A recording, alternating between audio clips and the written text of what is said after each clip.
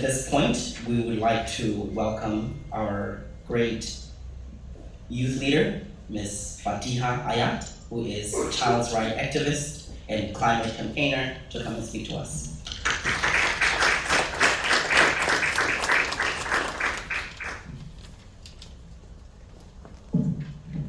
Thank you, Mr. John, for introducing me.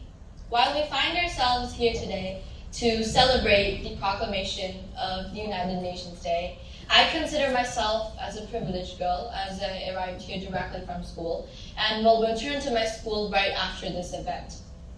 However, unlike me, thousands of girls around the world do not have the privilege to attend and go to their school today, and especially in the eastern coast of the Mediterranean Sea.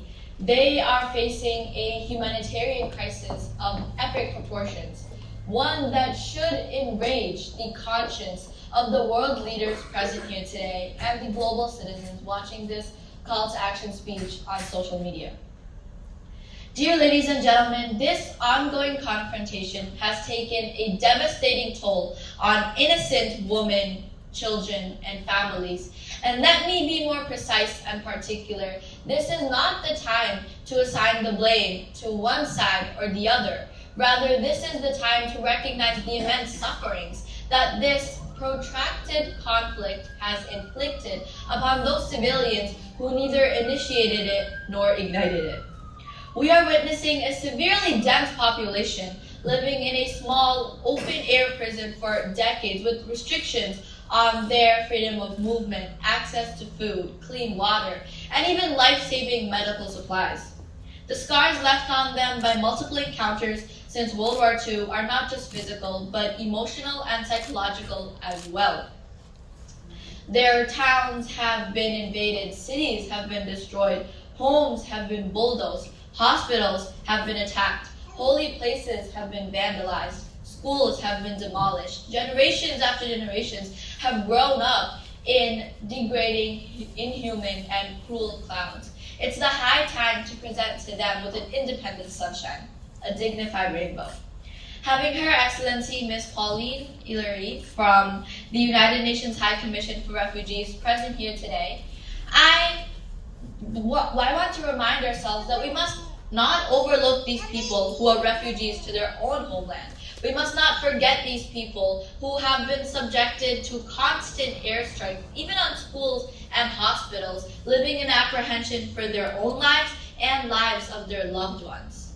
No community, no human being, no community, and no country should ever have to undergo and withstand such a prolonged bloodshed. We cannot afford any more women and children to remain trapped in a never-ending cycle of being the object of casualty for no fault of their own. These people need freedom. They deserve an independent state. Their children should neither have the nightmares of bombing in their sleep, nor should they wake up from their sleep due to the whistles of fighter jets. They need to learn how to live their life free from the horrors of conflict and the terrors of combat. Dear leaders and pioneers, before I end my speech today, let me be clear to you one more time. Resentment, retaliation, and retribution will not resolve this crisis. Instead, what we need is a passionate commitment to bring the two sides to the negotiating table and to provide humanitarian aid to those in need.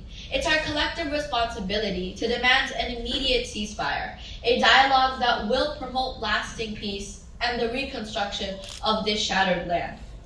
Let us channel our animosity, antipathy, and aversion into a constructive action for future peace and security. Let us demand accountability for those who perpetuate the Universal Declaration of Human Rights. Let's extend a hand of compassion and empathy to those innocent victims.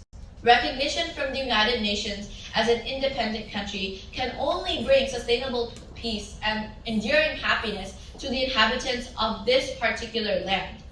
Global citizens and world leaders must all come together towards establishing an independent state so that the people of this land can live their lives with the ultimate theme of today's event: equality, freedom, and justice.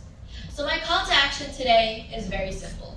Say yes to love and peace, and say no to war and hate.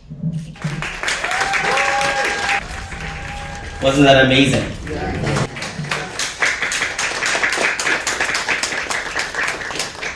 What I picked from Faatiha was that final call to action, right? Help, peace, coming to the negotiation table. There's really no reason for us to be fighting when we are one.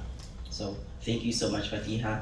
We will cherish all that you have said. Thank you.